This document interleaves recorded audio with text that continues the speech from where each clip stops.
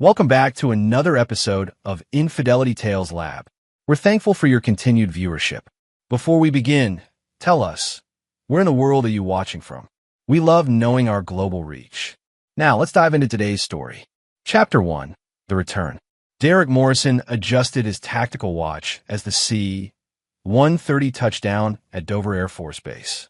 6 months in the Afghan mountains had carved away the last remnants of softness from his already hardened frame. At 38, the Special Operations veteran carried himself with the lethal grace of a predator, his steel-gray eyes missing nothing as he surveyed the familiar landscape of Delaware. The mission had been classified, extracting a high-value asset from Taliban territory, but Derek's mind wasn't on the operation's success. For weeks, something had gnawed at him. The phone calls home had grown shorter, Brianna's voice more distant. His 16-year-old daughter Amy's texts had become cold, almost hostile. Even Luke, his 14-year-old son who idolized him, seemed different during their video calls. Derek's instincts, honed by 15 years in special operations, screamed that something was wrong. He'd learned to trust those instincts. They kept him alive through 3 deployments in Iraq and 2 in Afghanistan. As he walked through the terminal, Derek noticed the stairs. At 6'3", with shoulders that strained his uniform, he commanded attention. But more than his physical presence, it was the aura of controlled violence that made people step aside. His fellow operators called him the Wolf, not because he hunted in packs, but because once he marked prey, he never stopped stalking. Derek had met Brianna 12 years ago at a military charity gala in Virginia Beach. She was 24 then, a stunning brunette with emerald eyes and a smile that could disarm even him. Brianna had been working as a pharmaceutical sales rep, ambitious and driven. She pursued him relentlessly, claiming she'd always been attracted to military men. They married within 8 months. The early years had been good. Brianna seemed to thrive as a military wife, hosting gatherings for other spouses, organizing charity events. She'd given birth to Amy 2 years into their marriage, then Luke 2 years later. Derek had believed they were building something solid, something worth fighting for. But as Derek's career progressed and his deployments became more frequent, cracks began to appear. Brianna grew resentful of his absences, complained about raising the children alone. She'd started drinking wine earlier in the evenings, spending more time on social media, going out with friends Derek had never met. 3 years ago, Brianna had surprised him by suggesting they move to an upscale neighborhood in Wilmington. She'd inherited money from her aunt, she claimed, enough for a substantial down payment on an $800,000 house. Derek had been suspicious. Brianna's family wasn't wealthy, but she'd shown him the documentation. The inheritance story checked out. Now, as Derek climbed into his Ford Raptor in the airport parking garage, he wondered if he'd been played. His phone buzzed with a text from his unit commander. Package delivered. Enjoy your leave, Wolf. You've earned it. Derek started the engine and began the 40-minute drive home. He'd planned to surprise Brianna and the kids, arriving a day early from what they thought was a 2-week training exercise. The truth that he'd been in Afghanistan on a Black Ops mission was something his family could never know. As he drove through the tree-lined streets of their neighborhood, Derek's unease intensified. The houses here cost more than most people made in 5 years. Perfectly manicured lawns, luxury cars in every driveway, the scent of old money and newer pretensions. It was a far cry from the military base housing where they'd started their marriage. Derek pulled into his driveway at 3:47 p.m. Brianna's white BMW X5 was absent, unusual for a Tuesday afternoon. Through his training, Derek had developed an almost supernatural awareness of patterns and disruptions. The neighbor's dog, a German shepherd named Rex, didn't bark at his arrival. Rex always barked at strangers, but not at Derek. This meant someone else had been coming and going regularly, someone Rex now recognized. Instead of using his key, Derek decided to observe first. He moved around to the backyard with a silent precision that had made him legendary among his peers. The sliding door to the patio was unlocked, a security violation he'd discussed with Brianna multiple times. Derek's jaw tightened. Inside, the house felt different. Not just empty, but deliberately arranged. Brianna had always been particular about cleanliness, but this felt staged. No evidence of daily living. No coffee mugs in the sink. No magazines scattered on the counter. No shoes by the door. Derek moved through his own home like a ghost, photographing everything with his phone. In the master bedroom, he found what he was looking for. The bed was made, but Derek could see the indentations where two people had lain recently. On Brianna's nightstand, partially hidden beneath a jewelry box, was a receipt from a restaurant he'd never heard of, Romano's Bistro, dated 3 days ago. Dinner for two, $147. But it was the bathroom that confirmed his suspicions. A men's deodorant he didn't recognize sat on the counter. Old Spice Swagger, not the unscented antiperspirant Derek had used for years. In the shower, a bottle of men's shampoo nestled between Brianna's expensive products. Derek's phone buzzed. A text from Brianna, still at Amy's soccer practice. Home around 6. Luke's at Tyler's house for a sleepover. Love you, Tyler. Derek's blood chilled. Tyler Hoffman was their neighbor, a divorced real estate developer who'd moved in 18 months ago. Tall, tanned, the kind of man who drove a Porsche and wore designer suits to grocery stores. Derek had disliked him instantly. Something about the way Tyler looked at Brianna, the way he always seemed to be outside when she was gardening, the way he'd offer to help with household repairs whenever Derek was deployed. Now Derek understood. Tyler's house was 4 doors down, with a perfect view of Derek's driveway. Tyler would know exactly when Derek left for deployments and when he returned. The perfect lookout for an affair. Derek sat in his kitchen, processing the betrayal with the cold calculation that had made him one of the military's most effective operators. Anger was a luxury he couldn't afford. Not yet. First, he needed intelligence. He needed to understand the full scope of the betrayal, identify all the players, and plan his response. He pulled out his laptop and began his reconnaissance. Tyler Hoffman, age 35, divorced for 3 years. His ex-wife, Linda, had received a substantial settlement after claiming emotional abuse. No criminal record, but Derek's contacts could dig deeper than public records. Tyler's real estate business, Hoffman Properties, specialized in luxury homes and commercial developments. On paper, he was successful, but Derek's trained eye noticed irregularities in the financial filings. The numbers didn't quite add up. Income seemed inflated, expenses oddly categorized. More importantly, Derek discovered that Tyler had been involved in Brianna's house purchase. He'd been the listing agent for 3 properties she'd supposedly looked at before finding their current home. The inheritance story began to unravel in Derek's mind. What if Tyler had helped manufacture the documentation? What if this entire neighborhood move had been orchestrated to bring Brianna closer to her lover? Derek's phone rang. Brianna, hey baby, I thought you weren't coming back until tomorrow. Change of plans, Derek said, his voice carefully neutral. Training ended early. Oh, well, I'm just finishing up some errands. Tyler offered to help me pick up Luke from his friend's house since you weren't going to be home. Isn't that sweet of him? Sweet. Derek's grip tightened on the phone. Very thoughtful. I should be home in about an hour. Amy's staying at Jessica's tonight. They have a project due tomorrow. So it'll just be us for dinner. I was thinking of ordering from that Italian place you like. Derek almost laughed. His wife was scrambling to keep their son away for the night, probably so she and Tyler could decide how to handle Derek's unexpected return. Sound perfect, he said. I'll be here. After hanging up, Derek made 2 phone calls. The first was to Master Sergeant Rodriguez, his former team leader who now worked in military intelligence. Ray, I need a favor. Deep background check on a Tyler Hoffman, Delaware resident. Everything you can find.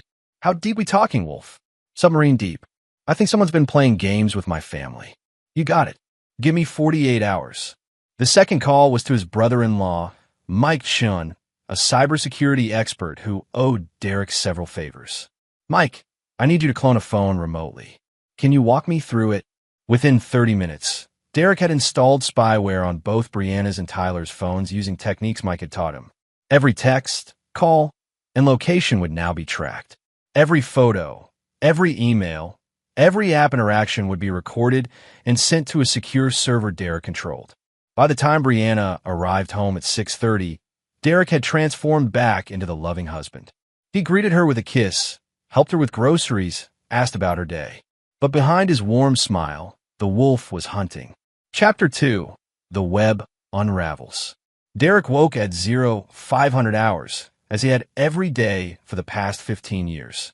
Beside him, Brianna slept peacefully, her dark hair spread across the pillow. She looked innocent in sleep, almost like the young woman he'd married. Almost. The phone monitoring had been active for 36 hours, and the results were devastating. Derek had read every message, listened to every call. The affair had been going on for 8 months, starting just 2 weeks after his last deployment. But worse than the sexual betrayal was the systematic poisoning of his children's minds. Tyler had convinced Brianna that Derek was psychologically damaged by combat, potentially dangerous to the family. He'd filled her head with stories about PTSD-driven domestic violence, military divorces that ended in tragedy. Brianna, in turn, had planted these seeds of fear in Amy and Luke. Derek read the message chain from the previous night. Brianna, he's home. What do we do? Tyler, stick to the plan. Act normal. I've got everything ready for when we make our move. Brianna, I'm scared. What if he finds out? Tyler, he won't. Military guys are too simple, too straightforward. He'll never see it coming. Derek's jaw had clenched at that last message. Too simple, too straightforward. He'd spent his career outthinking insurgents, terrorists, and enemy operatives. Tyler Hoffman was about to learn the difference between a soldier and a special operations veteran. Derek made coffee and began his morning intelligence review. His contact, Rodriguez, had delivered a preliminary report on Tyler. Born Tyler Kozlowski in Newark, New Jersey. Changed his name 12 years ago after a bankruptcy. His real estate license had been suspended twice for ethical violations. Most interesting, Tyler's divorce hadn't been due to irreconcilable differences. His ex-wife Linda had filed restraining orders citing threats and intimidation. Derek's phone buzzed with an encrypted message from another contact, Captain Sarah Kim, who now worked with the Army's Criminal Investigation Division. Wolf, that name you gave me flagged in our database. Call me. Secure line only. Derek stepped onto the back patio and dialed Sarah's number. Derek, your Tyler Hoffman has been on our radar for 2 years, Sarah said without preamble. We believe he's been targeting military wives during deployments, specifically those with access to sensitive information or valuable assets. What kind of targets? Wives of officers, special operations personnel, intelligence analysts. The pattern is always the same. He moves into neighborhoods with high military populations, identifies vulnerable targets, initiates affairs, then either extracts information or manipulates financial situations to his advantage. Derek felt the pieces clicking into place. How many wives? That we know of? 12 in the past 4 years. Delaware, Virginia, Maryland. He moves around, never stays in one area too long. Your wife isn't his first, Derek. She won't be his last unless we stop him. What's his endgame? Varies. Sometimes it's identity theft, sometimes financial manipulation. Twice we suspect he's sold operational information to foreign contacts. But here's the thing, we've never been able to prove anything. He's careful, always leaves himself clean legal exits. After ending the call, Derek sat in his backyard, processing this revelation. Tyler wasn't just a predator who'd seduced his wife. He was a professional operator targeting military families. The affair was business, not passion. Derek's phone chimed with a text from Amy. Dad, I need to talk to you. Can you pick me up from school today? Please don't tell Mom. Interesting. Derek replied, Of course. I'll be there at 3:30. At 1,400 hours, Derek drove to Wilmington High School. Amy was waiting by the flagpole, looking nervously around. At 16, she'd inherited Brianna's beauty, but had Derek's analytical eyes. She climbed into the truck without speaking. Drive somewhere we can talk privately, Amy said. Not home.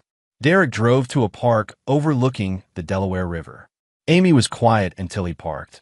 Then she turned to face him with tears in her eyes. Dad, I need to tell you something, and I don't know how. Just say it, sweetheart. Mom's been lying to you. About everything. Amy's words came out in a rush. She's been seeing Tyler for months. She told Luke and me that you were becoming dangerous, that we needed to be careful around you. She said Tyler was helping protect us. Derek kept his voice gentle. What changed your mind? Yesterday, after you came home, I heard Tyler on the phone with someone. He was talking about completing the operation and extracting maximum value. Dad, he was talking about our family like we were some kind of mission. Amy pulled out her phone. I recorded part of it. I was scared, so I hid in the upstairs hallway. Derek listened to the audio. Tyler's voice was clear. The target's home early, but we're still on schedule. The wife's completely turned. Kids are mostly compliant. Give me 2 more weeks, and I'll have everything we need. Bank accounts, property deeds, and if there's any classified material in the house, I'll find it. Derek's blood turned to ice. Tyler wasn't just targeting Brianna. He was conducting espionage against a special operations veteran. Amy, I need you to listen carefully. You and Luke might be in danger. Not from me, from Tyler. I need you to trust me and do exactly what I tell you. What kind of danger? Derek made a decision. Amy was 16, mature enough to handle partial truth. Tyler isn't who he claims to be. He's done this before to other military families. The police are investigating him. Amy's eyes widened. Does Mom know? I don't think so. I think she believes she's in love with him. What are we going to do? Derek studied his daughter's face. She had his steel, his determination. We're going to protect this family. But I need you to act normal around your mother and Tyler. Can you do that? Yes, sir. That evening, Derek played the perfect husband. He grilled steaks while Brianna chatted about her day, helped Luke with homework, watched television with his family. But his mind was working constantly, analyzing angles, developing strategies. At 2,200 hours, after Brianna fell asleep, Derek slipped into his home office. He began drafting what would become Tyler Hoffman's destruction. But this wouldn't be a simple matter of exposing an affair or filing for divorce. Tyler had made this personal when he'd targeted Derek's family as part of a larger operation. Derek opened an encrypted laptop he'd never told Brianna about. Inside were contacts accumulated over 15 years of special operations. Intelligence analysts, cybersecurity experts, former operators now working in the private sector, and a few individuals whose services existed in legal gray areas. He sent 3 messages. First, to Rodriguez. Need complete financial breakdown on Tyler Hoffman. Bank records, property holdings, business transactions. All of it. Second, to a contact in the NSA. Need deep surveillance package on Tyler Hoffman. Phone, internet, travel, everything. Expedite. Third, to a former Delta Force operator named Mitchell Brooks who now ran a private security firm. Need to meet. In person. Tomorrow. Bring your best people. Derek's final task was to access the home security system. 6 months ago, at Tyler's suggestion, Brianna had upgraded to a sophisticated network that included cameras inside and outside the house. What Brianna didn't know was that Derek had insisted on military-grade encryption and his own administrative access. Derek spent 2 hours reviewing 6 months of footage. The evidence was overwhelming. Tyler had been in his house dozens of times, often staying overnight when Derek was deployed. But more damning was footage of Tyler photographing documents in Derek's office, using professional equipment to copy papers Derek thought were secure. One video made Derek's hands shake with rage. It showed Tyler in Luke's bedroom, planting something behind the boy's desk. Derek paused, enhanced the image, and recognized it as a listening device. Tyler had bugged his son's room. Derek closed the laptop and walked to the window overlooking Tyler's house. Lights were on in the living room. Through the blinds, Derek could see 2 figures, Tyler and another man Derek didn't recognize. Derek's phone vibrated with a text from Tyler's phone, intercepted by his monitoring software. The message was to an unknown number. Assets been compromised. Subject shows signs of awareness. Recommend acceleration to final phase. The response came immediately. Authorized. Complete extraction within 72 hours. Clean exit protocols in effect. Derek smiled for the first time in days. Tyler was about to make his move, probably planning to manipulate Brianna into leaving with the children, taking as much money and information as possible. But Tyler had made a fatal error in judgment.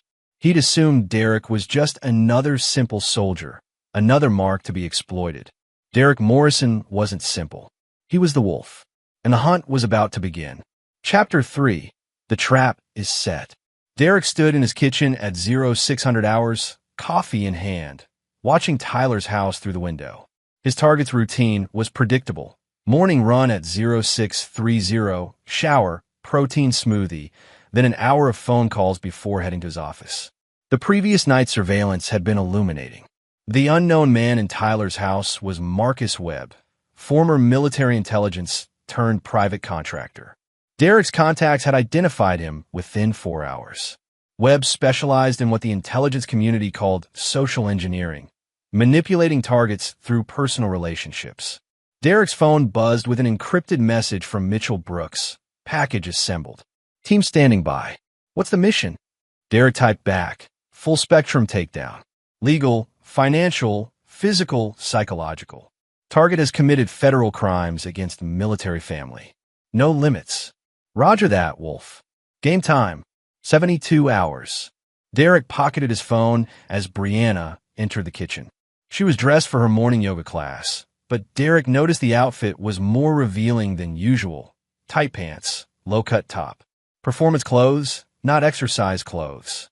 Morning, baby, she said, kissing his cheek. You were restless last night. Bad dreams. Something like that, Derek replied, studying her face. Brianna was an excellent actress, but Derek had been trained to read micro-expressions. The slight tension around her eyes, the forced casualness of her smile. She was nervous about something. I've got yoga, then lunch with the girls. Might be late today. We're thinking of going shopping after. Which girls? Brianna hesitated for a fraction of a second. Just some neighbors. Linda, Sarah, you know. Derek nodded, but he'd already checked her calendar through the phone monitoring. No yoga class was scheduled. No lunch plans. What she did have was a 2 p.m. appointment at First National Bank, an appointment Tyler had made for her. After Brianna left, Derek made his first move. He called Amy's school and Luke's middle school, informing them that both children would be picked up by their father at 2 p.m. for a family emergency. Then he called his ex-partner from Afghanistan, Sergeant Major Tony Ricci, now working private security in D.C. Tony, I need a babysitting job. 2 teenagers, my kids. Safe house situation. How hot is the situation? Federal investigation hot.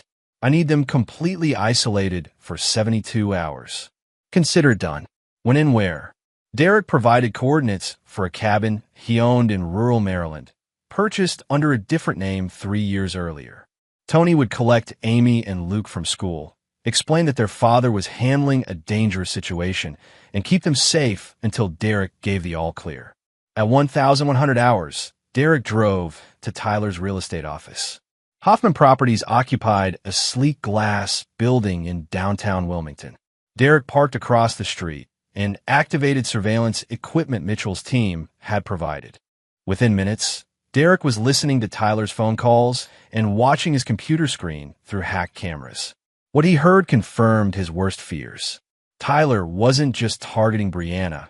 He was part of a larger operation targeting at least 6 military families simultaneously.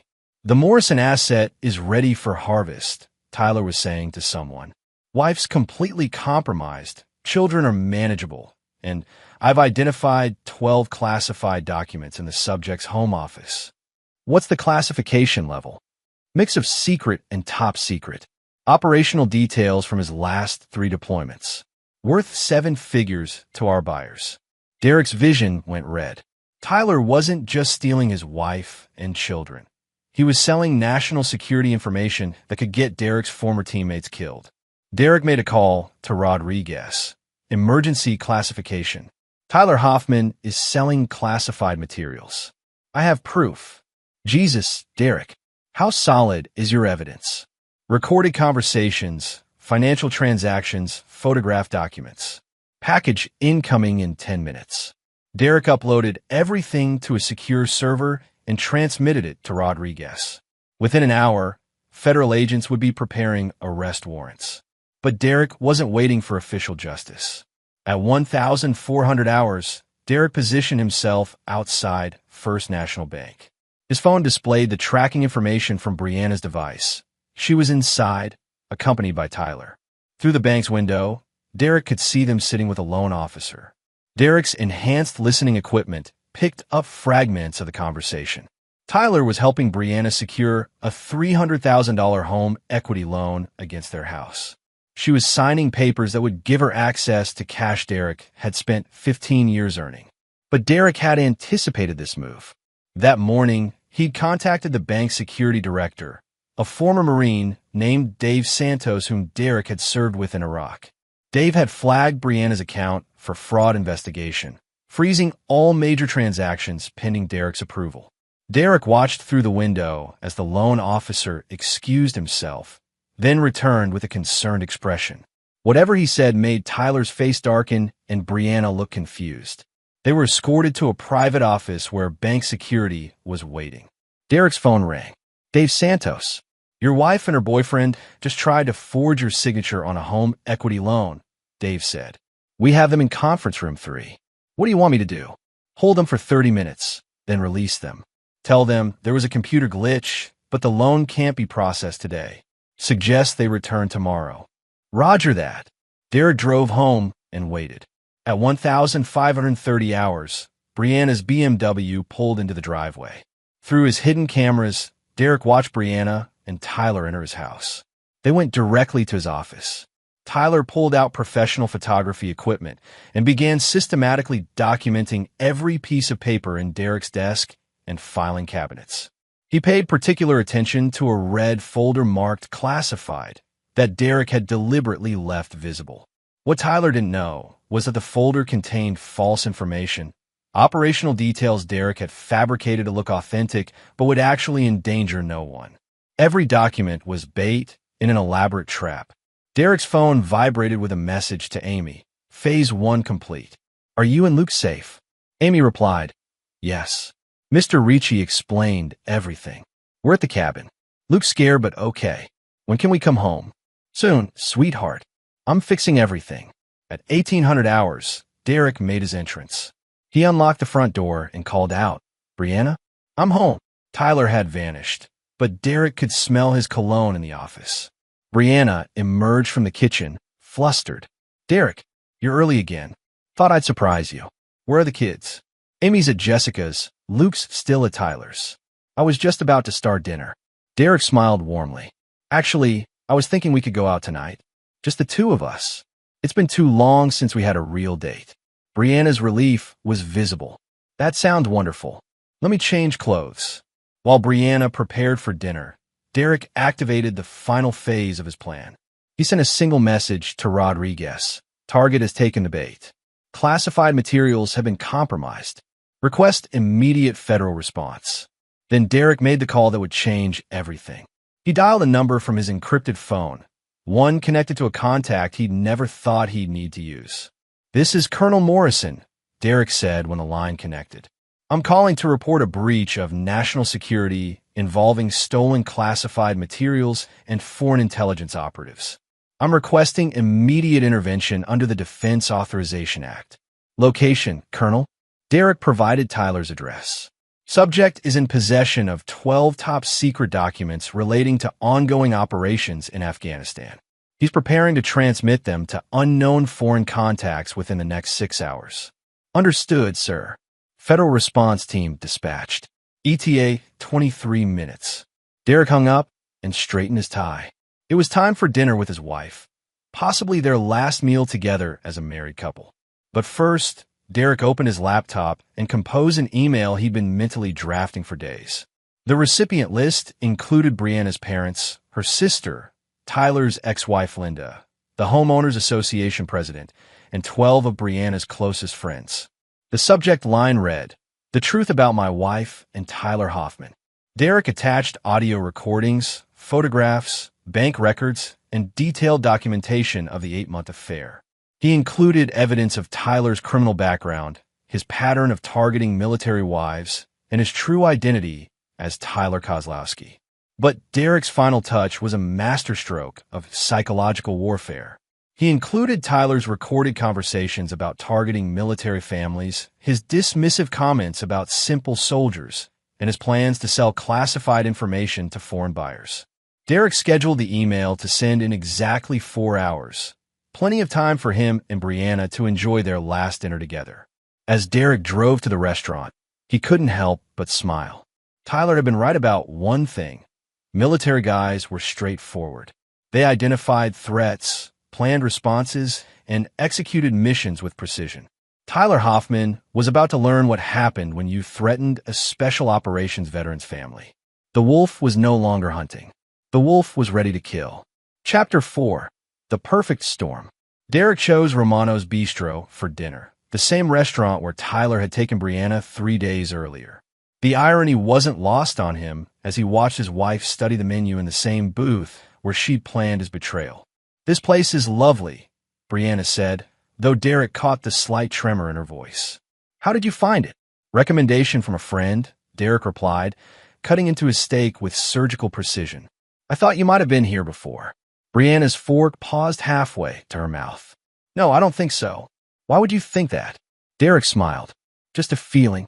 At 20:30 hours, Derek's phone buzzed with a message from Rodriguez. Federal agents on scene at target location. Subject in custody. Multiple violations confirmed. Derek excused himself to use the restroom, where he opened a message chain from his surveillance software. The feeds from Tyler's house showed FBI agents in tactical gear securing the premises. Tyler was in handcuffs, screaming about his rights, while agents photographed the classified documents spread across his dining room table. Derek returned to find Brianna staring at her phone with a pale face. "Everything okay?" he asked. "Just," Amy texted. "She's staying at Jessica's tonight." The lie came easily, but Derek noticed Brianna's hands shaking slightly. What Brianna had actually seen was a breaking news alert. Federal agents arrest Wilmington real estate developer on espionage charges. Tyler's mugshot filled her phone screen. Derek paid the check and drove home in silence. Brianna kept checking her phone, her anxiety growing with each failed attempt to reach Tyler. Derek could practically hear her mind racing, trying to understand how her careful plans had collapsed. At home, Derek poured himself a whiskey and sat in his living room chair, the same chair where he'd read Tyler's dismissive texts about simple soldiers. Brianna paced by the window, occasionally glancing toward Tyler's house. "Derek," she said finally, "I need to tell you something." "I'm listening." Brianna sat on the couch, her perfect composure finally cracking. "I've made some terrible mistakes. I've been confused, and I've done things I'm not proud of." Derek sipped his whiskey, saying nothing.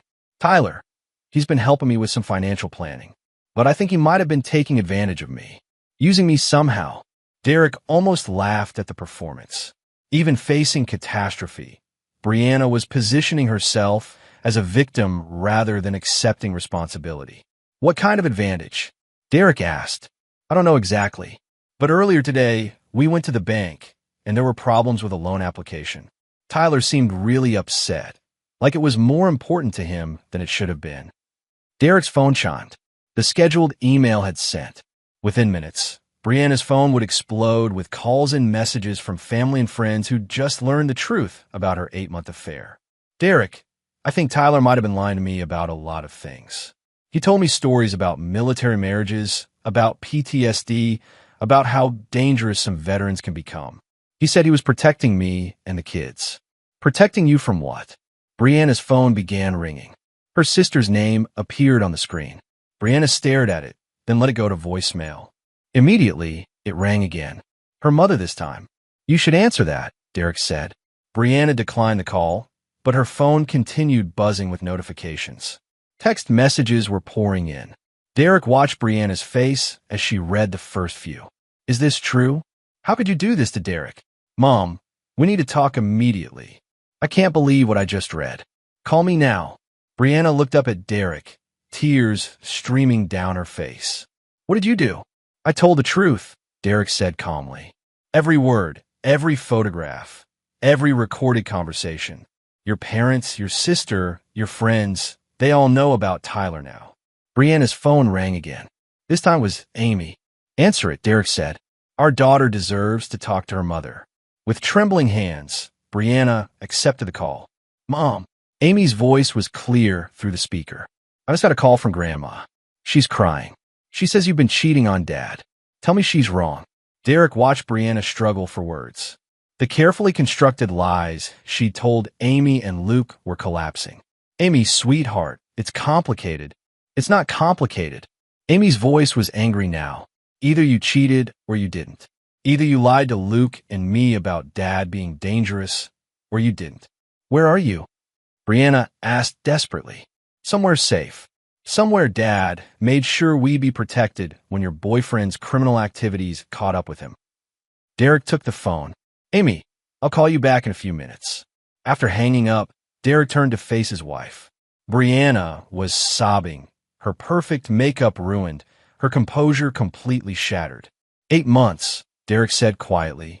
8 months you've been destroying our family. Derek, please, let me explain. Explain what? How you let a foreign intelligence operative into our home. How you helped him photograph classified documents. How you poisoned our children's minds against their father. Brianna's sobs intensified. I didn't know. Tyler told me he loved me. He said you were becoming dangerous, that the deployments had changed you. He said he was protecting us. And the money, Brianna? The home equity loan? The bank accounts Tyler tried to access? Was that protection too? Derek's phone rang. Rodriguez. Derek, we need to talk. Tonight. Tyler's singing like a canary, and some of what he's saying involves your wife. How involved? She's named as a co-conspirator in the document theft. Federal prosecutors want to interview her immediately. Derek looked at Brianna, still sobbing on his couch. I'll bring her in. Derek. 1 hour. Federal building, downtown. Derek hung up and studied his wife. Brianna looked up at him with desperate eyes. What happens now? She whispered. Now you face the consequences of your choices, Derek said. Tyler's been arrested on federal espionage charges. You're named as his accomplice. The FBI wants to interview you tonight. Brianna's face went white. But I didn't know. I never meant for any of this to happen. Derek stood and walked to the window. Tyler's house was dark except for the porch light federal agents had left on. Crime scene tape fluttered in the evening breeze. Get dressed, Derek said without turning around. Professional clothes. You're about to meet federal prosecutors. Derek, please. I know I made mistakes, but I'm still your wife. I'm the mother of your children. Doesn't that mean anything? Derek turned to face her, and Brianna saw something in his eyes that made her step back. The warmth was gone, replaced by the cold calculation of a predator who'd identified his prey. You stopped being my wife the moment you brought a foreign operative into our home, Derek said. You stopped being a mother when you turned our children against me to protect your affair. What you are now is a security threat. Brianna stared at him in horror. What are you saying? I'm saying you have exactly 45 minutes to decide whether you want to cooperate with federal investigators or spend the next 20 years in prison for espionage. Derek checked his watch. Your choice, Brianna, but choose quickly. The FBI doesn't like to be kept waiting. As Brianna stumbled upstairs to change clothes, Derek made one final call of the evening. Mitchell Brooks answered on the first ring. Wolf. Status report. Primary target neutralized. Secondary target in custody. Beginning cleanup phase. What do you need? Full background investigation on my wife's family and associates. I want to know if anyone else was involved in this operation. And Mitchell? I want options. What kind of options? Derek looked toward the stairs where Brianna was frantically getting dressed for her encounter with federal law enforcement. The permanent kind. Chapter 5. Federal consequences. The federal building in downtown Wilmington was imposing at night, its granite facade lit by harsh security lighting. Derek walked beside Brianna through the metal detectors, noting how she flinched at every sound. Her earlier composure had completely evaporated, replaced by the hollow-eyed shock of someone whose world had collapsed in a matter of hours. Special Agent Jennifer Walsh met them in the lobby.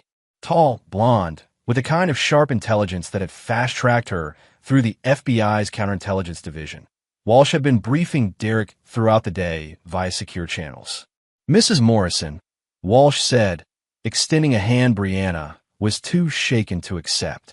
I'm Special Agent Walsh. Thank you for coming in voluntarily. Derek caught the subtle emphasis on voluntarily, a reminder that Brianna's cooperation was the only thing standing between her and an arrest warrant. They were escorted to interview room C, a sterile space with gray walls, fluorescent lighting, and recording equipment that made Brianna visibly nervous. Derek was permitted to observe through one-way glass while Walsh and her partner, Agent Torres, began their interrogation. Mrs. Morrison, let's start with how you first met Tyler Hoffman, Walsh said, activating the recording equipment. Through the glass, Derek watched his wife struggle to maintain what remained of her dignity. Brianna's account was largely truthful. Tyler had introduced himself as a neighbor 18 months ago, offered to help with household maintenance while Derek was deployed, gradually became a confidant during Derek's absences. When did your relationship with Mr. Hoffman become romantic in nature? Brianna's voice dropped to barely above a whisper. 8 months ago. Derek was leaving for what Tyler said would be a long deployment. Tyler was understanding, supportive. He said he'd been through a difficult divorce and understood how lonely military wives could feel. Derek's jaw tightened. Tyler's manipulation had been textbook. Identify emotional vulnerabilities, position himself as the solution, gradually escalate intimacy while isolating the target from support systems. Mrs. Morrison, did Mr. Hoffman ever ask you about your husband's work? Yes, but I thought he was just making conversation. He said he admired military families, wanted to understand what Derek did. Agent Torres leaned forward. What specifically did you tell him? Just general things. That Derek worked in special operations, that he deployed to dangerous places, that his missions were classified. Brianna paused. Tyler seemed really interested in Derek's schedule, when he'd be home, when he'd be deployed. Did you ever provide Mr. Hoffman with access to your home when your husband was absent? Brianna's face reddened. Yes, he had a key. I thought we were going to build a life together. Derek closed his eyes. His wife had given a foreign operative unrestricted access to their home for 8 months. Mrs. Morrison, we need to discuss the documents found in Mr. Hoffman's possession, Walsh said, sliding a folder across the table. These are classified materials that originated from your husband's home office. Can you explain how Mr. Hoffman might have obtained them? Brianna opened the folder and immediately went pale. The photographs showed Derek's desk, his filing cabinets, classified folders spread across Tyler's dining room table. I don't know, Brianna whispered. I never helped him take anything. I wouldn't even know what was important. But you did provide him with access to your husband's office. He said he was looking for documents related to our mortgage. Tyler was helping me refinance the house as a surprise for Derek. Agent Torres consulted his notes. Mrs. Morrison, bank records show that you attempted to secure a $300,000 home equity loan this afternoon. The loan application lists Tyler Hoffman as a co-borrower and beneficiary. Can you explain this? Derek watched Brianna's world collapse further. She'd been so focused on the romantic fantasy that she'd completely missed the financial manipulation. Tyler said it was just paperwork, she said weakly. He said he needed to be listed for legal reasons, but the money would go into our account. Actually, Mrs. Morrison, the account listed for the loan proceeds belongs to Hoffman Properties, Mr. Hoffman's business. You would have signed over $300,000 in equity to a man you'd known for 18 months. Derek could see Brianna processing this information, understanding for the first time how completely she'd been manipulated. Tyler had never loved her. She'd been a mark from the beginning. The interview continued for 2 hours. Walsh and Torres methodically documented Brianna's relationship with Tyler, her provision of access to Derek's home and office, her attempts to isolate Derek from the children by spreading Tyler's lies about PTSD and dangerous veterans. Finally, Walsh leaned back in her chair. Mrs. Morrison, based on your cooperation tonight and your apparent lack of knowledge regarding Mr. Hoffman's true activities, we're prepared to offer you a deal. Derek straightened, focusing intently on the conversation. You'll testify fully and truthfully against Tyler Hoffman in federal court. You'll submit to polygraph examinations to verify your testimony. You'll provide complete access to all financial records, communications, and any other materials we request. And if I do that, We'll recommend against federal charges being filed against you. However, this doesn't protect you from potential civil liability or other consequences of your actions. Derek smiled grimly. Walsh was keeping her word. No federal charges, but the door was wide open for Derek to pursue other remedies. At 0130 hours, Derek drove exhausted Brianna home through empty streets. She stared out the passenger window, tears occasionally sliding down her cheeks. "What happens to us now?" she asked as Derek pulled into their driveway. "There is no us, Brianna," Derek said calmly. "There's you, and there's the legal process you're about to go through." Derek's phone buzzed with a message from Mitchell Brooks. Phase 2 assets in position. Awaiting authorization. "Derek, I know I made terrible mistakes, but I'm still your wife. We can work through this. We can rebuild." Derek turned to face her with the same cold expression she'd seen earlier. "You don't understand, do you? This isn't about forgiveness or rebuilding. This is about consequences." Derek pulled out his phone and opened the text messages he'd intercepted between Brianna and Tyler over the past 8 months. He selected one from 3 weeks earlier and read it aloud. "Derek seems suspicious lately. Should we accelerate the timeline?" "That's you, Brianna." "Timeline for what?" Brianna said nothing. Derek scrolled to Tyler's response. "For getting you and the kids away from him permanently. I'm worried he might become violent if he finds out about us. Military guys with PTSD can snap without warning." "I thought he was protecting us," Brianna whispered. "Here's your response. I've been planting doubts about Derek with Amy and Luke. They're starting to see him differently. Maybe we should move faster." Derek put his phone away. "You actively worked to turn our children against me, Brianna. You helped a foreign operative steal classified materials that could get American soldiers killed. You attempted to steal $300,000 from our family." Derek got out of the truck and walked around to open Brianna's door, a gesture of mock courtesy that somehow made his words more terrifying. "Tomorrow morning, you'll pack your belongings and leave this house. You'll move in with your parents while your lawyer handles the divorce proceedings. You'll have supervised visitation with Amy and Luke until a court determines whether you're fit to be around them unsupervised. Derek, please. You'll discover that your credit cards have been canceled, your access to our bank accounts has been revoked, and your car loan has been called due for payment in full." Brianna stared at him in shock. "You can't do that." "I've done it. I've also filed a civil lawsuit against you for $2.3 million. The value of the classified information Tyler attempted to sell, plus damages for alienation of affection regarding our children." Derek started walking toward the house. "Oh, and Brianna? Check your phone." Brianna pulled out her device and saw 17 missed calls from her mother, 9 from her sister, and dozens of text messages from friends and neighbors who'd received Derek's email about her affair. "Your sister's coming to pick you up in an hour," Derek said. "I suggest you use the time to pack efficiently." As Derek walked into his house now, he could hear Brianna sobbing in the driveway. But Derek felt nothing.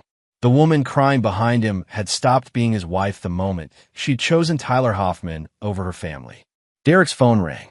"Amy, Dad, is it over?" "The federal part is over, sweetheart. Tyler's in jail, and he's going to stay there for a very long time." "What about Mom?" Derek looked out the window at Brianna, still standing by the truck, her perfect life shattered beyond repair. "Your mother's going to learn that actions have consequences," Derek said. "Some lessons are harder than others." Chapter 6, The Reckoning. Derek stood in his kitchen at 0600 hours, coffee in hand, watching Brianna's sister Rachel load suitcases into her Suburban. Brianna sat in the passenger seat, staring at the house she was leaving forever. Even from a distance, Derek could see the defeat in her posture, shoulders slumped, head down, the confident woman he'd married reduced to a shell. The doorbell rang. Derek opened it to find a process server holding official documents. "Derek Morrison?" "That's me." "Service a process for Brianna Morrison. Divorce petition, child custody filing, and civil lawsuit. She's been notified to expect these." Derek signed for the papers and walked them out to Rachel's SUV. He tapped on the passenger window, and Brianna reluctantly rolled it down. "Your copies," Derek said, handing her the legal documents. "Court date is next Friday." Brianna took the papers with shaking hands. Derek, I know you hate me, but please don't punish the children for my mistakes. Derek studied her face. Even now, facing complete ruin, Brianna was trying to manipulate him. The psychologist's report he'd commissioned had identified classic narcissistic patterns. Everything was always someone else's fault. Every consequence was unfair persecution. The children will be fine, Derek said. They'll live with their father, who never betrayed them. Rachel started the engine. Derek stepped back and watched the SUV pull away, taking Brianna out of his life forever. Derek's phone rang. Mitchell Brooks. Wolf, we've got developments. Tyler's lawyer is pushing for a plea deal. He wants to trade information about his larger network for reduced charges. What kind of information? Names, operational methods, other targets. Apparently, Tyler was part of a 12-man cell targeting military families across the eastern seaboard. Your wife wasn't his first victim. She was number 6. Derek felt rage building in his chest. How many families? 18 confirmed, probably more. Tyler's been doing this for 4 years, always targeting special operations personnel or intelligence officers. The foreign buyers were paying premium prices for classified material. Where's Tyler now? Federal Detention Center, protective custody. His lawyer's scared. Apparently, Tyler owes money to some serious people who funded his operations. If his network thinks he's cooperating, he's a dead man. Derek smiled grimly.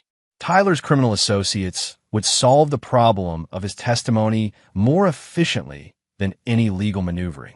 Mitchell, I need you to handle the civil side of this operation. What do you have in mind? Brianna's parents co-signed a mortgage on our house. Her sister Rachel guaranteed a loan for Brianna's BMW. I want them to understand the financial consequences of their daughter's choices. You want to bankrupt the entire family?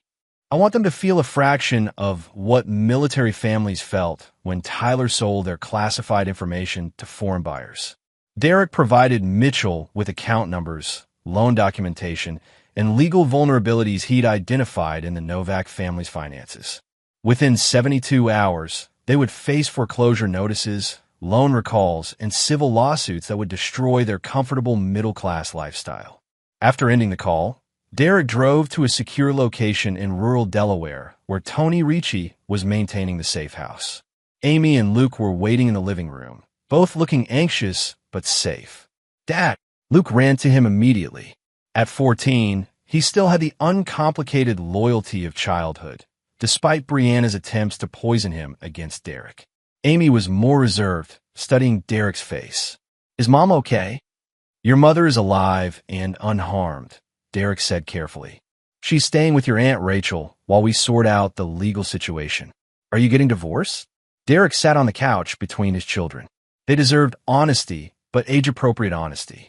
Yes, your mother made choices that destroyed our marriage. She had a relationship with Tyler Hoffman that went on for 8 months. During that time, she helped him steal important documents from our house. Luke looked confused. Why would Mom do that?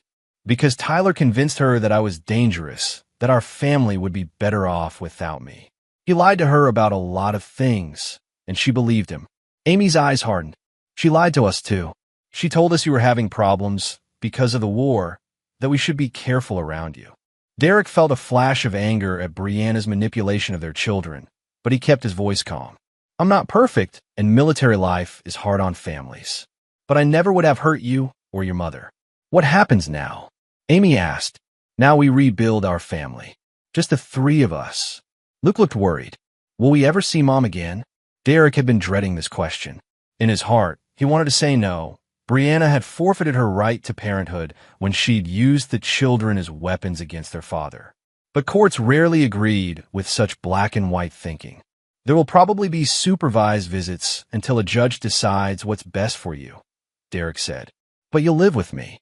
Our home, our rules, our family. Amy nodded approvingly, but Luke still looked uncertain. Derek understood. Luke was younger, his memories of Brianna's manipulation less clear than Amy's. Derek's phone buzzed with an encrypted message from Rodriguez, Tyler's network rolling up faster than expected. Federal prosecutors want to meet with you tomorrow. Bring your lawyer. That evening, Derek sat in his home office reviewing financial documents Mitchell's team had compiled. Brianna's betrayal would cost her far more than just their marriage. The civil lawsuit would claim their house, her inheritance money, and her family's assets. The divorce settlement would leave her with minimal support and restricted access to the children. But Derek's masterpiece was the reputational destruction. The email he'd sent to Brianna's social circle had been forwarded dozens of times. Her name was now associated with adultery, federal espionage investigations, and the betrayal of a military family. In their conservative community, she'd become a pariah overnight. Derek's laptop chimed with a video call from Rodriguez.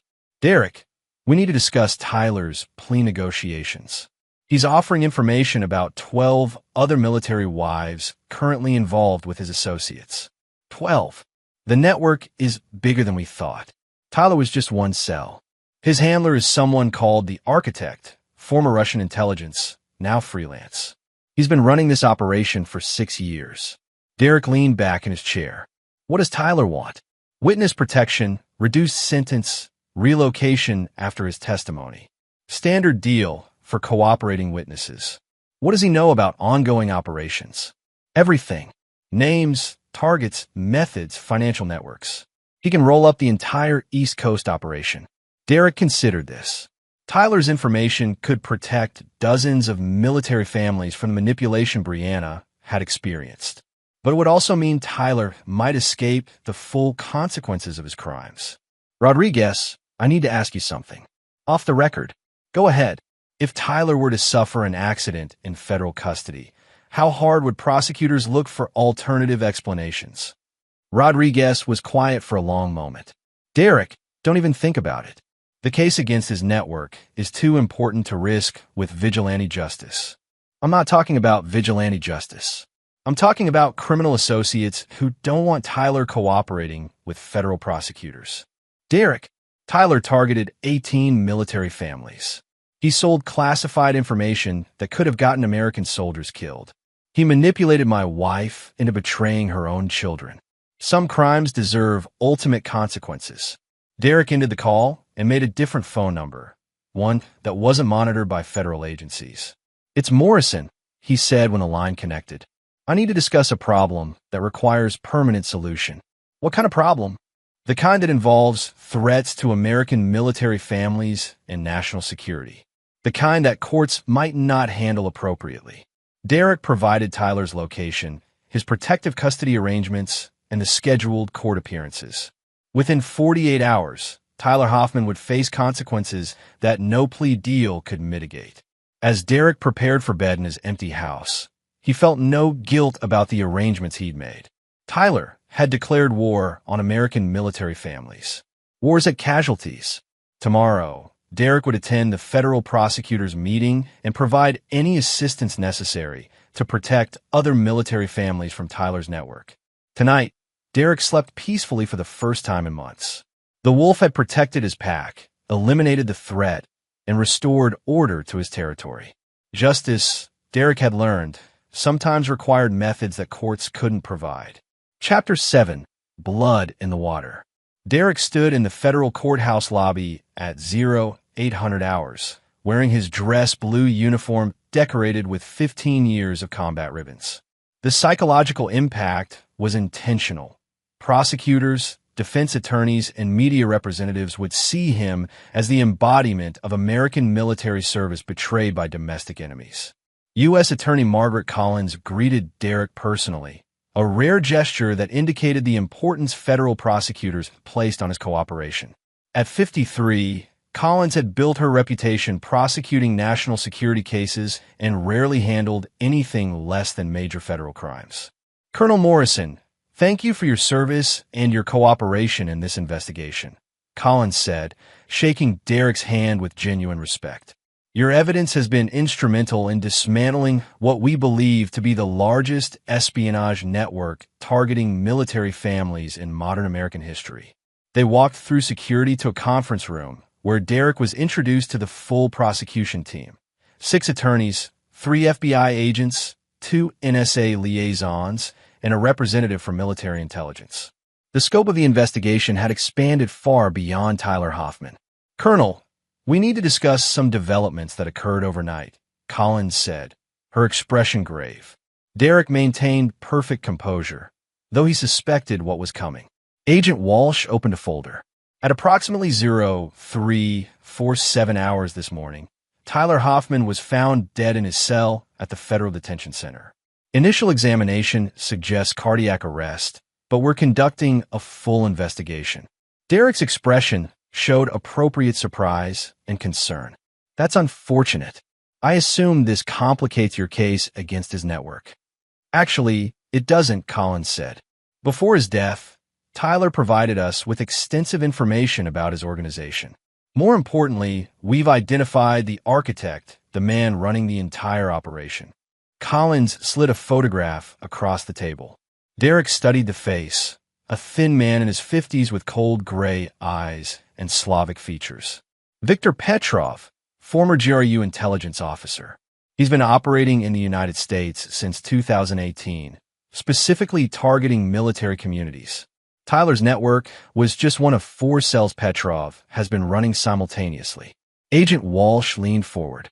Colonel, we need to discuss the possibility that you and your family might still be targets. Petrov doesn't like loose ends, and your cooperation with this investigation makes you a threat to his remaining operations. Derek considered this. What kind of protection are you offering? Relocation, new identities, federal marshals protection for you and your children. It would be temporary, just until we can locate and arrest Petrov. That won't be necessary, Derek said calmly. Collins looked surprised. Colonel, we're talking about a highly trained foreign intelligence operative with a network of assets and significant financial resources. The threat is real. Derek smiled with the confidence of a man who'd spent 15 years hunting more dangerous prey than Viktor Petrov. Ma'am, with respect, I'm not the one who should be afraid. The meeting continued for 3 hours. Derek provided detailed testimony about Tyler's infiltration of his family, Brianna's cooperation with the intelligence operation, and the classified materials that had been compromised. His testimony would be crucial in prosecuting any remaining network members. But Derek's mind was already moving beyond legal proceedings. Viktor Petrov had made the fatal error of targeting Derek's family. The Russian would learn the difference between manipulating vulnerable military wives and confronting a special operations veteran who decided to hunt. After the meeting, Derek drove directly to a secure location in Baltimore where Mitchell Brooks maintained his operational headquarters. The building looked like a typical corporate office, but Derek knew it housed one of the most sophisticated private intelligence operations on the East Coast. Mitchell greeted Derek in a conference room equipped with electronic countermeasures and secure communications equipment.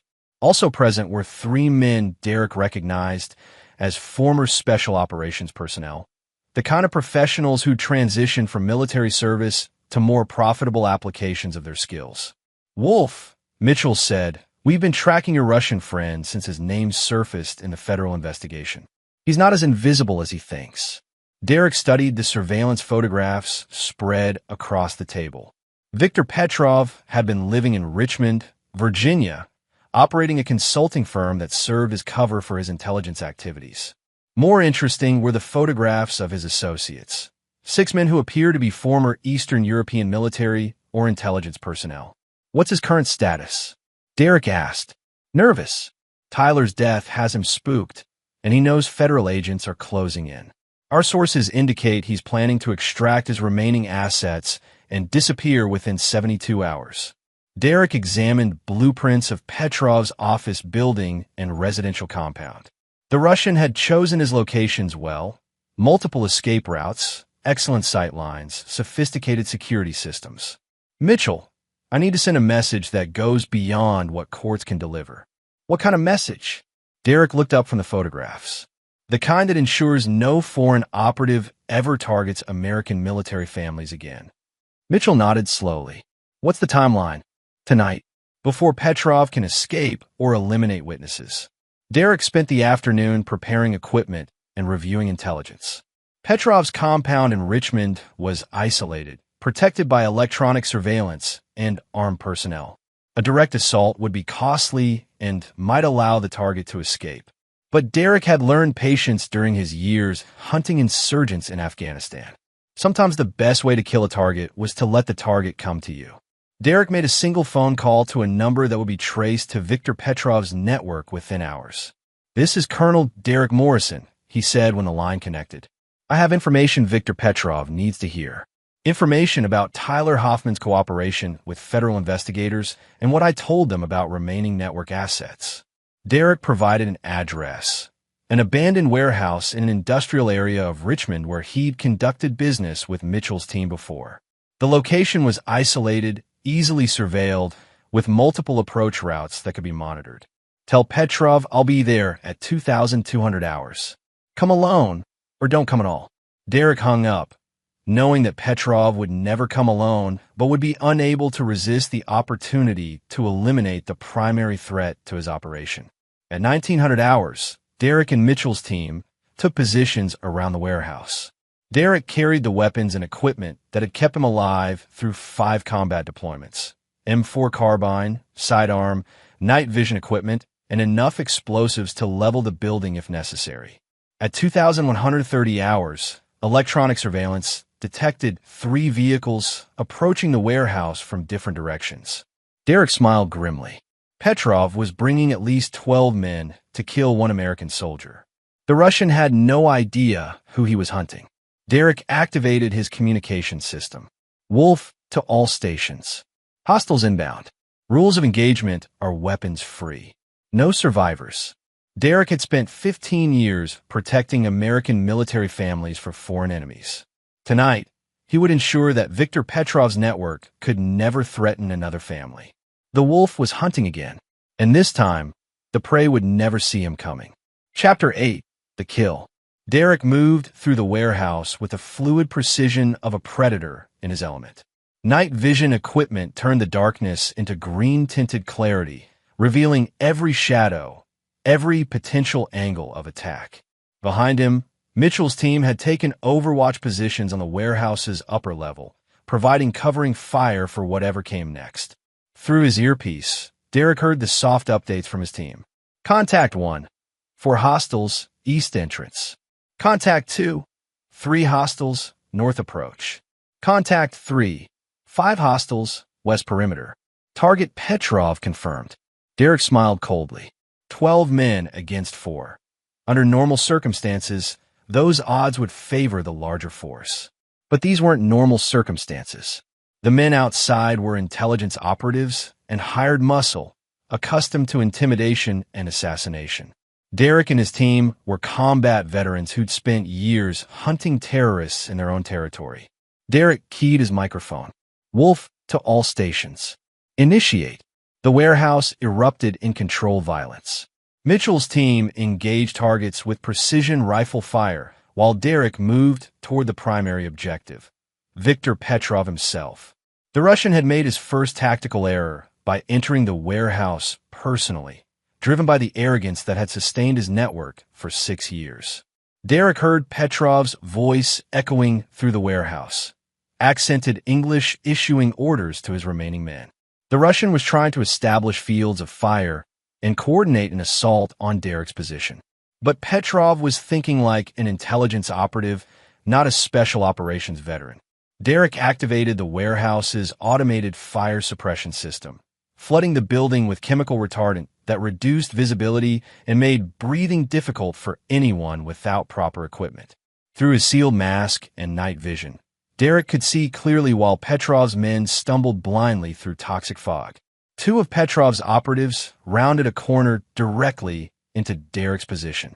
The first man died instantly from a suppressed rifle shot to the head. The second managed to raise his weapon before Derek's knife opened his throat. Neither man had time to alert their teammates. Derek moved deeper into the warehouse, following the sound of Petrov's voice. The Russian was shouting instructions to his remaining men, unaware that his numerical advantage was disappearing with each minute. Through his earpiece, Derek heard Mitchell's situation reports. Contact 1 neutralized. 4 hostiles down. Contact 2 secured. 3 hostiles eliminated. Contact 3 in progress. 2 hostiles remaining plus primary target. Derek found Petrov in the warehouse's administrative office, crouched behind a desk with two surviving operatives. The Russian was talking frantically on a satellite phone, probably calling for extraction or additional support. Derek grenaded the office door, using the explosion to mask his entry. In the chaos that followed, he eliminated both operatives with precise headshots before turning his attention to the primary target. Viktor Petrov lay on his back, wounded but alive, staring up at Derek with a mixture of fear and professional respect. Blood seeped from shrapnel wounds, but the Russian's injuries weren't immediately fatal. "Colonel Morrison," Petrov said in heavily accented English, "I underestimated you." Derek removed his helmet and night vision equipment, wanting Petrov to see his face clearly. "You targeted my family. That was your mistake. Your wife was a willing participant. Your children believed everything we told them about dangerous military father." Derek's expression didn't change, but something cold settled in his eyes. "Tell me about the other families you've destroyed." Petrov smiled weakly. 18 successful operations. Millions of dollars in classified information sold to buyers in China, Russia, Iran. Your family was just business, nothing personal. It became personal when you involved my children. Derek pulled out his sidearm and checked the chamber. "How many more operatives does your network have? You think killing me solves problem? There are others. More networks, more targets. Military families will always be vulnerable because they trust too easily. Maybe, but they won't be vulnerable to you." Derek shot Petrov twice in the chest, then once in the head. The Russian died instantly, his satellite phone still clutched in his hand. Derek searched the office, recovering encrypted communication devices, financial records, and operational plans that would help federal investigators dismantle any remaining network assets. But his primary objective was complete. Viktor Petrov would never threaten another American family. Mitchell's voice crackled through the earpiece. "Wolf, area secure. All hostiles neutralized. We need to exfiltrate in 15 minutes." Derek spent 10 minutes rigging the warehouse with incendiary devices that would destroy any forensic evidence of their presence. When the building burned, investigators would find the bodies of foreign operatives who died in a confrontation with each other, a common occurrence when criminal organizations imploded. As Derek and Mitchell's team withdrew from the area, Derek felt the satisfaction of a mission completed successfully. Viktor Petrov's network was broken, Tyler Hoffman was dead, and any remaining foreign operatives would think twice before targeting American military families. But Derek's work wasn't finished. He still had domestic enemies to address. Derek's phone buzzed with a message from Rodriguez. "Federal prosecutors want to debrief you tomorrow. Tyler's death is being investigated as a homicide." Derek typed back, "Available at 0900. Full cooperation." Derek knew the federal investigation into Tyler's death would find nothing connecting him to the incident. Tyler had died of an apparent heart attack brought on by a previously undiagnosed cardiac condition, a condition that sophisticated toxins could trigger while leaving no detectable trace. More importantly, Tyler's death had eliminated a security risk while sending a clear message to any remaining network operatives. Some betrayals carried ultimate consequences. As Derek drove back to Delaware, he thought about the conversation he'd have with Amy and Luke tomorrow.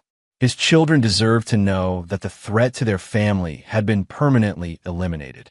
They also needed to understand that their father had done whatever was necessary to protect them. Derek's phone rang. "Amy, Dad, I saw the news about that Russian man who was arrested. The reporter said he was connected to Tyler. Where did you see this?" "Online. It said federal agents raided his office in Richmond and found evidence of espionage against military families." Derek smiled. The cover story was already taking shape in the media. A successful federal investigation that had dismantled a foreign intelligence network. No mention of the warehouse incident or the 12 bodies that would never be found. "The important thing is that the threat to our family is over," Derek said. "You and Luke are safe now. What about Mom?" Derek considered his answer carefully. Brianna's betrayal had been devastating, but she'd been a victim of manipulation as much as a willing participant. She would face legal consequences and social ostracism, but she didn't deserve death. Your mother will face the consequences of her choices through the court system. That's how it should be. Do you think she really loved Tyler? Or was she just being used? Derek thought about the recorded conversations he'd intercepted, the evidence of Brianna's manipulation and Tyler's calculated seduction. The truth was complicated. Brianna had been genuinely attracted to Tyler's attention and lifestyle, but Tyler had never felt anything genuine for her. I think your mother was lonely and made poor decisions that Tyler exploited for his own purposes, Derek said finally. She's not evil, Amy. She's just weak. Are you going to forgive her? Derek stared through the windshield at the highway, stretching toward home. Forgiveness was a luxury he couldn't afford. Not for Brianna, not for Tyler, not for anyone who'd threatened his family. Forgiveness isn't always possible, Derek said. Sometimes the best you can do is move forward and protect the people who matter most. Derek would protect Amy and Luke for the rest of his life. He would ensure they had every opportunity to build successful, secure futures. He would teach them to be strong, to make good decisions, to trust carefully. But he would never forgive the betrayal that had nearly destroyed their family. Some wounds were too deep, some violations too fundamental. The wolf protected his pack. Everything else was secondary. Chapter 9. The New Pack. 3 months later, Derek stood in the kitchen of his renovated home, watching Amy and Luke eat breakfast before school. The house felt different now, warmer, more secure, with the toxic presence of betrayal finally eliminated. Security upgrades had turned their home into a fortress that could withstand any future threats. Amy looked up from her cereal. Dad, I got accepted to Georgetown. Early admission to their international relations program. Derek felt genuine pride swell in his chest. That's outstanding, sweetheart. Full scholarship, academic and ROTC. They want me for their officer candidate program. Derek nodded approvingly. Amy had inherited his strategic mind and leadership potential. She would make an excellent officer, assuming she chose that path. Luke was reading from his tablet. Dad, there's an article here about Mom's trial. It says she got probation and community service. Derek had followed Brianna's legal proceedings with professional interest. She'd pleaded guilty to minor charges related to her cooperation with Tyler's operation, received a suspended sentence, and been ordered to perform 500 hours of community service. The judge had been lenient, recognizing her status as a victim of manipulation. How do you feel about that? Derek asked Luke. I guess it's fair. She didn't really know what Tyler was doing. Luke paused. Do you think we'll ever see her again? Derek considered his answer carefully. 3 months of therapy had helped both children process their mother's betrayal and their father's necessary response. Amy had adapted quickly, her analytical mind accepting the harsh realities of adult consequences. Luke remained more conflicted, struggling with loyalty to a mother who'd failed to protect him. That's your choice to make when you're 18, Derek said. Right now, you're still healing from what she put you through. Derek's phone buzzed with a message from Rodriguez. Court-martial proceedings for the rest of Petrov's network included. 12 operatives convicted. Network officially dismantled. Mission complete. Derek deleted the message and poured another cup of coffee. The federal investigation had been remarkably successful, rolling up foreign intelligence operatives across 3 states. The cover story had held perfectly. Viktor Petrov and his associates had died in an internal power struggle, their bodies discovered in a burned warehouse where they'd apparently killed each other. No one questioned the convenient elimination of a foreign espionage network that had posed significant threats to national security. Derek's doorbell rang. Through the security monitor, he saw a familiar figure, his former commanding officer, Colonel Patricia Hayes, now assigned to Pentagon operations. Derek opened the door to find Hayes in dress uniform, her expression unreadable. Derek, may I come in? Derek led Hayes to his office and closed the door. She refused his offer of coffee and sat across from his desk with military formality. Derek, I'm here on behalf of the Secretary of Defense. Your actions over the past 3 months have not gone unnoticed. Derek maintained neutral expression. I'm not sure what you mean, ma'am. Hayes smiled grimly. The Petrov network represented a significant threat to military families across the eastern seaboard. Their elimination was convenient for national security interests. I understand federal prosecutors handled that investigation very effectively. Indeed, almost too effectively. Hayes leaned forward. Derek, the Pentagon has a proposition for you. Derek waited. We're forming a new unit within Special Operations Command. Domestic threat assessment and elimination. The kind of threats that traditional law enforcement can't always handle appropriately. What kind of threats? Foreign intelligence operations targeting military personnel. Domestic terrorists planning attacks on military installations.